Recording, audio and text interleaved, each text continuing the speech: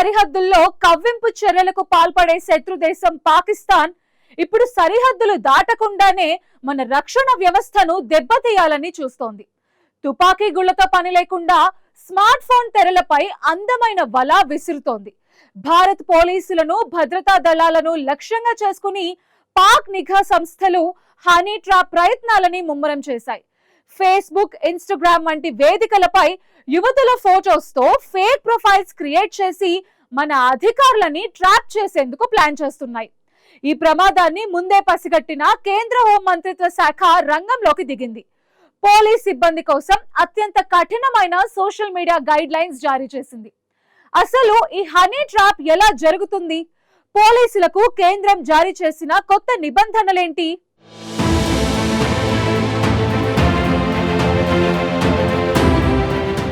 భారత్ను చూసి పాక్ ఎప్పుడూ భయపడుతూనే ఉంటుంది. భారత్లో ఉన్న ఇంటెలిజెన్స్ వ్యవస్థ ఎప్పుడూ తలపడలేమని పాక్కు స్పష్టంగా తెలుసు. అందుకోసమే భారతదేశ భద్రతా వ్యవస్థను బలహీనపరచాలని ప్రయత్నాలు చేస్తూనే ఉంటుంది. అయితే భారతదేశ భద్రతా వ్యవస్థపై ప్రత్యక్ష యుద్ధం చేయడం కంటే మానసికంగా బలహీనపరచడం సులభమనే ఆలోచనతో పాకిస్తాన్ నిఘా వర్గాలు ఇప్పుడు కొత్త పద్ధతులను అనుసరిస్తున్నాయి.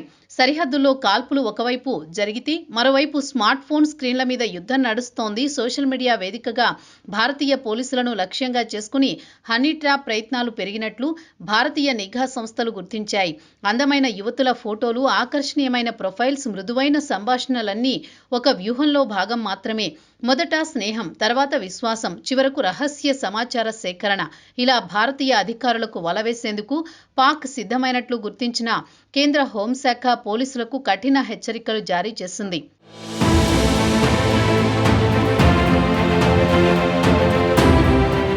గతంలో పాక్ చేసిన ప్రయత్నాలు వెలుగులోకి వచ్చాయి. అయితే ఈసారి మరింత ప్రణాళికాబద్ధంగా జరుగుతున్నట్లు తెలుస్తోంది. Facebook, Instagram, X, WhatsApp, Telegram, LinkedIn వంటి ప్లాట్ఫామ్స్ను ఉపయోగించి అధికారులకు టార్గెట్ చేస్తున్నట్లు గుర్తించారు. ఒక నకిలీ ప్రొఫైల్ సృష్టించి అందులో కొన్ని ఆకర్షణీయమైన ఫోటోలు ఉంచడం, దేశభక్తి లేదా సేవాభావాన్ని పొగడ్తలతో ప్రస్తావించడం వంటివి చేసి నమ్మకం కలిగించేందుకు ప్రయత్నిస్తున్నారు. ఒకసారి ఫ్రెండ్ రిక్వెస్ట్ యాక్సెప్ట్ చేసి తర్వాత ఇక సంభాషణలు వ్యక్తిగతంగా మారతాయి. ఆ తర్వాత మెల్లగా సేవా వివరాలు, పోస్టింగ్ సమాచారం లేదా ఇతర సున్నితమైన అంశాలపై ప్రశ్నలు మొదలు పెడతారు. ఇలాంటి పరిస్థితుల్ని దృష్టిలో ఉంచుకుని గత ఏడాది నవంబర్లో bureau of police research and development ఒక వివరణాత్మక ప్రామాణిక ఆపరేటింగ్ విధానాన్ని విడుదల చేసింది.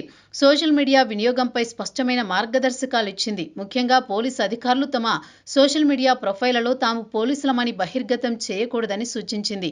అలాగే అపరిచితుల నుంచి వచ్చే ఫ్రెండ్ రిక్వెస్ట్లను అంగీకరించవద్దని హెచ్చరించింది. ముఖ్యంగా యువతుల ఫోటోలతో ఆకర్షించే ప్రొఫైల్స్ పట్ల మరింత అప్రమత్తంగా ఉండాలని సూచించింది. అదే సమయంలో ప్రైవసీ సెట్టింగ్స్ కూడా ఒక అత్యంత కీలకమని పేర్కొంది. సోషల్ మీడియాలో చేసే పోస్టులు అందరికీ బహిరంగంగా కనిపించకుండా కేవలం కాంటాక్ట్ లిస్టులో ఉన్న వారికే పరిమితం చేయాలని సూచించింది. ఎందుకంటే ఈ చిన్న ఫోటోలు కనిపించే ప్రదేశం, ఒక సాధారణ వ్యాఖ్యలో ఉన్న వివరాలు కూడా నిఘా వర్గాలకు ఉపయోగపడే క్లూస్ కావచ్చు. అంతేకాదు ఎట్టి పరిస్థితుల్లో అధికారిక పత్రాలు లేదా సున్నితమైన సమాచారాన్ని మెసేజింగ్ యాప్ల ద్వారా పంచుకోవద్దని స్పష్టం చేసింది.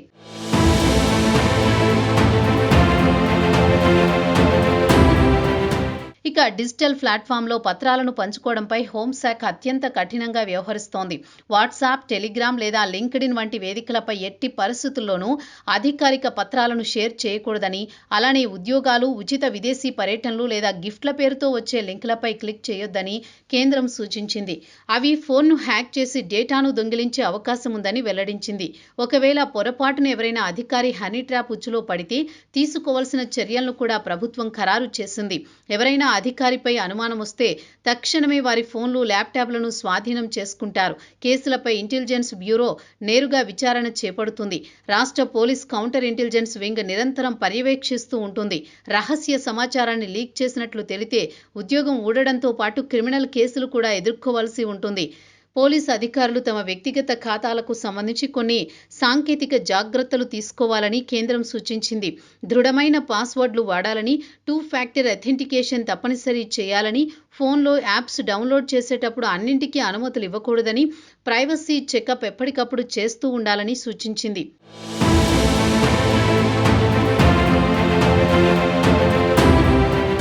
మొత్తంగా పాకిస్తాన్ భారత్పై చేయాలనుకున్న అతిపెద్ద కుట్రను భారత ఇంటెలిజెన్స్ వ్యవస్థ ముందుగానే గుర్తించింది. అందుకోసమే అధికారులను అప్రమత్తం చేస్తూ మార్గదర్శకాలు విడుదల చేసింది. శత్రువు కంటికి కనిపించకుండా యుద్ధం చేస్తున్న వేళ మన రక్షకులు మరింత అప్రమత్తంగా ఉండాల్సిన అవసరం ఉంది. ఒక్క చిన్న పొరపాటు దేశ భద్రతకే ముప్పుగా మారవచ్చు. కేంద్ర హోంశాఖ జారీ చేసిన ఈ మార్గదర్శకాలు కేవలం పోలీసులకే కాదు, ప్రతి పౌరుడికి కూడా వర్తిస్తాయని విశ్లేషకులు చెబుతున్నారు. సోషల్ మీడియాలో అపరిచితులతో అప్రమత్తంగా ఉండాలని, ఎవరితోనూ వ్యక్తిగత సమాచారం పంచుకోకూడదని సూచిస్తున్నారు.